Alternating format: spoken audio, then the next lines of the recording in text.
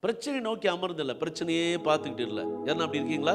இதுலேருந்து பிரச்சனை நீங்க பார்க்க போறது கிடையாது. அல்லேலூயா. பிரச்சனைகள், சில சில காரியங்கள் அதையே பார்த்துக்கிட்டு இல்லாம என் ஆத்துமா யாரை நோக்கி இருக்கிறது? தேவனையே நோக்கி இருக்கிறது. அந்த ஒரு வார்த்தை ஏன் என்ற வார்த்தை ரொம்ப முக்கியம். தேவனையே நோக்கி இருக்கிறது. என் ஆத்துமா அவரை நோக்கி இருக்கட்டும். என்னுடைய தேவைகள் அவரை நோக்கி இருக்கட்டும். என்னுடைய எதிர்பார்ப்பு அவரை நோக்கி இருக்கட்டும். அல்லேலூயா. அப்ப என்னென்ன தேவனை நோக்கி அமர்ந்திருக்கிறது?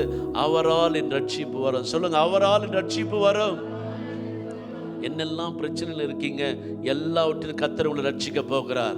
ஆமென். வியாதியிலிருந்து, பலவீனத்திலிருந்து, தரித்திரத்திலிருந்து, அல்லேலூயா, எல்லா விதமான கட்டுகளிலிருந்து உங்களை ரட்சிக்கிற தேவன். அது மாத்திரமல்ல, அவரே என் கன்மலையும் என் ரட்சிப்பும் என் உயர்ந்த அடைக்கலமானவர். நான் அதிகமாய் எந்த ஒரு தோய்வும் உங்களை அசைக்க முடியாது.